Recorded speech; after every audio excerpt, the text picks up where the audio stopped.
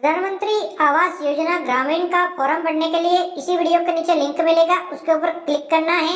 इस पोर्टल पे आ जाएंगे, यहाँ पे आपको डाउनलोड का ऑप्शन मिलेगा। तो सबसे पहले ये वाली मोबाइल एप्लीकेशन डाउनलोड करनी है और उसके बाद आधार फेस आईडी वाली एप्लीकेशन डाउनलोड करनी है। इसे आप प्ले स्टोर से भी डाउनलोड कर सकते हैं। इस दोनों ही मोबाइल एप्लीकेशन को डाउनलोड करके अपने मोबाइल के अंदर इंस्टॉल कर लेना है।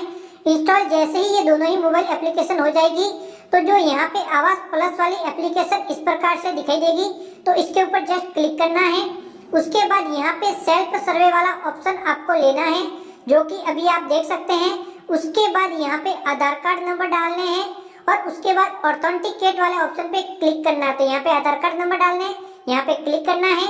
उसके बाद जिसके आधार कार्ड नंबर डाले उसका फेस कैप्चर करना है और यहाँ पे फेस कैप्चर करना है। इस प्रकार से चेहरा रखना है, आंखों को टिमटिमाना है और यहाँ पे सक्सेसफुली ई-केवाईसी हो जाएगी और आधार कार्ड की डिटेल आ जाएगी। ओके पे क्लिक करके पिन कोड जनरेट करेंगे और कंफर्म करेंगे। फिर क्रिएट पिन, फिर पिन कोड डाल के लॉगिन पे क्लिक करके लॉगिन हो जाएंगे। उसके बाद यहाँ पे स्टेट सेलेक्ट करना है। उसके बाद आपका जिला कौन सा है, उसके बाद आपका ब्लॉक कौन सा है, उसके बाद आपकी ग्राम पंचायत कौन सी है, वह ग्राम पंचायत लेनी है और ग्राम पंचायत लेने के बाद आपका विलेज कौन सा है वह लेके प्रोसेस पे क्लिक करना है। सेकंड स्टेप कंप्लीट हो जाएगा। थर्ड स्टेप के अंदर आपको सर्वे फॉर्म भरना है। यहाँ पे देख सकते हैं एड सर्वे फॉर्म का ऑप्शन मिलेगा, तो जस्ट इसके ऊपर क्लिक करना है। उसके बाद यहाँ पे फैमिली हेड का नाम लिखना है इस जगह पे। उसके बाद फैमिली हेड के आधार कार्ड नंबर जस्ट यहाँ पे लिखने हैं। उसके बाद परिवार का जॉब कार्ड बना हुआ तो यहाँ पे डालना है। फिर यहाँ पे जेंडर सिलेक्ट करना है।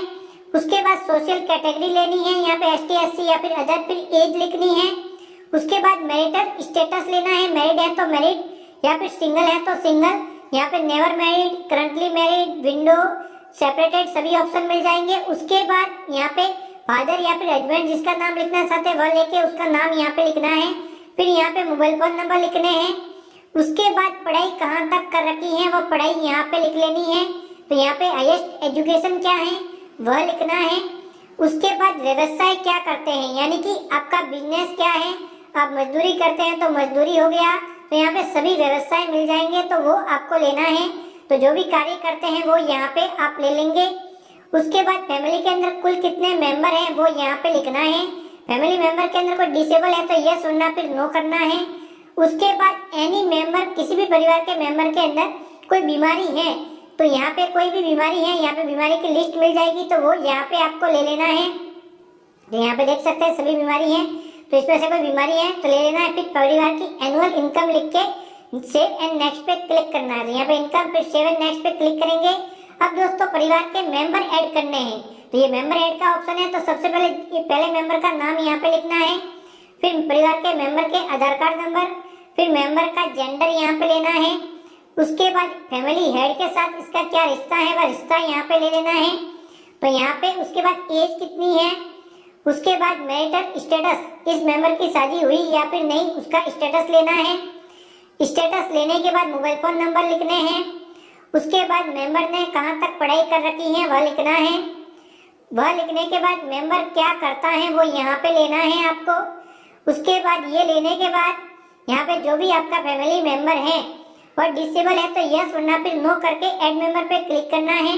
मेंबर ऐड हो जाएगा और इस प्रकार से आपको दिखाई देगा। इसी प्रकार से एक एक करके जितने भी मेंबर आपके परिवार के अंदर है सभी को ऐड कर लेना है। जब सभी मेंबर ऐड हो जाएंगे तो स्क्रीन के ऊपर एक एक करके सभी ऐड होने के बाद इस प्रकार से दिखाई देंगे।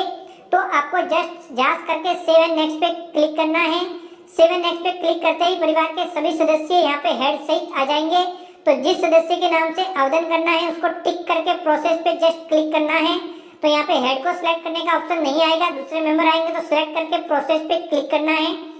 यहाँ पे क्लिक करते ही इस मेंबर की ई-केवाईसी करनी है फेस स्कैन करके, जिस प्रकार से फैमिली हेड की थी। तो यहाँ पे चेहरा इस प्रकार से रखना है, आंखों को टिमटिमाने का बोलना है, स्कैन हो जाएगा। इस प्रकार से ई-केवाईसी सक्सेसफुल का मैसेज आएगा। जांच करके ओके पे जस्ट आपको क्लिक करना है। अब यहाँ पे अकाउंट नंबर ऐड करना है, तो अगर नहीं है तो इस प्रकार से क्लिक करके नेक्स्ट पे क्लिक करना है। अगर खाता संख्या ऐड करना चाहते हैं इस वाले भाग के अंदर तो यहाँ पे आना है और सबसे पहले यहाँ पे पोस्ट ऑफिस लेना है। सॉरी दोस्तों, बैंक लेना है। कौन सी बैंक है तो cooperative bank, commercial, post office या फिर कोई रीजनल यानी कि कोई राज्य की रीजनल बैंक है तो जो भी बैंक है वो यहाँ पे आप ले लेंगे। फिर बैंक कौन सी है, बैंक का नाम लेना है। बैंक का प्रकार लेने के बाद उसके बाद बैंक का नाम लेने के बाद बैंक की शाखा लेनी होगी। इस वाले भाग के अंदर इसके जस्ट नीचे बैंक का नाम आ गया, यहाँ पे शाखा लेनी है। उसके बाद बैंक के खाता संख्या जो आपके हैं वह यहाँ पे डालने हैं और उन खाता संख्या को जस्ट इसके नीचे कंफर्म करना है। फिर बैंक खाते के अंदर क्या नाम लिखा हुआ वह लिख के जस्ट नेक्स्ट पे आपको क्लिक करना है। तो यहाँ पे स्टेप 5 के अंदर बैंक अकाउंट ऐड हो गया, नेक्स्ट पे क्लिक करेंगे।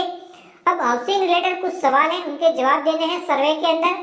तो सबसे पहले जिस मकान के अंदर आप रह रहे हो वो खुद का है या फिर रेंटल यानी कि भाड़े का है।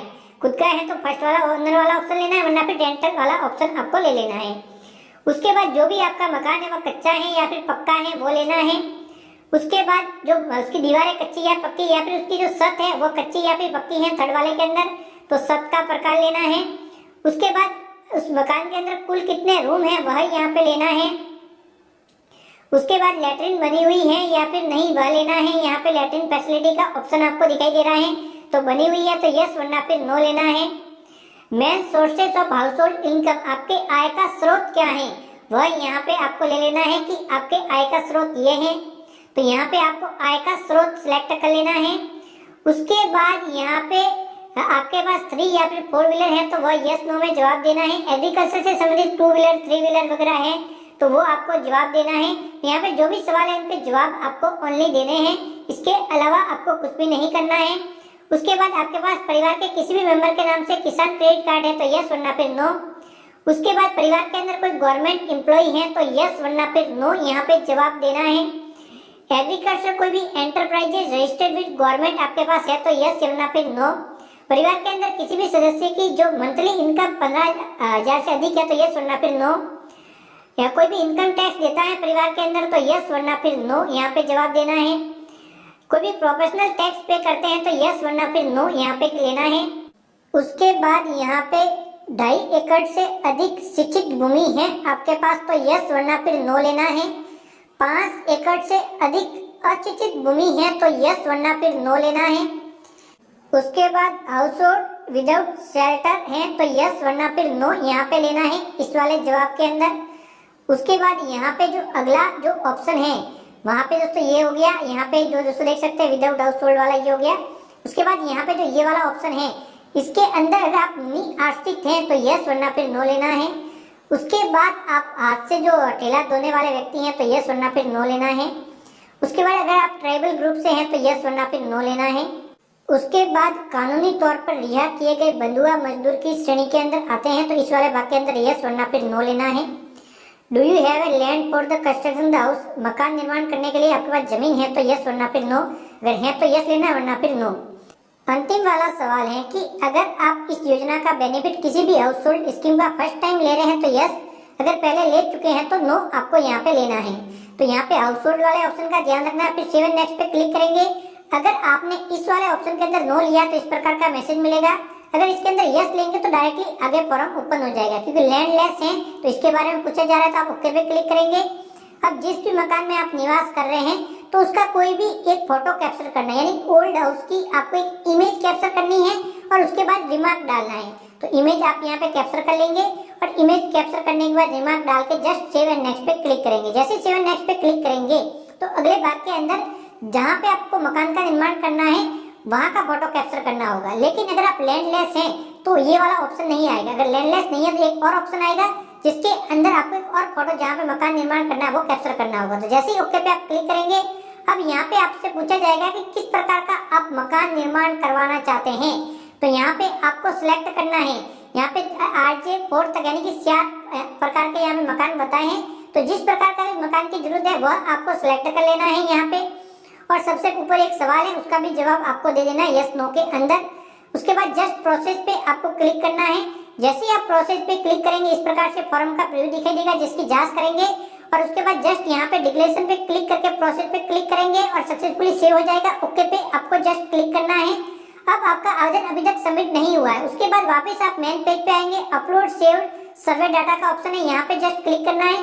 फिर इसको सिलेक्ट करना है, फिर अपलोड रिकॉर्ड पे क्लिक करना है। जैसे अपलोड रिकॉर्ड पे क्लिक करेंगे तो आपका आवेदन सबमिट हो जाएगा, सर्वे फॉर्म सबमिट हो जाएगा और आपको एक मैसेज मिल जाएगा कि सक्सेसफुली यहाँ पे सर्वे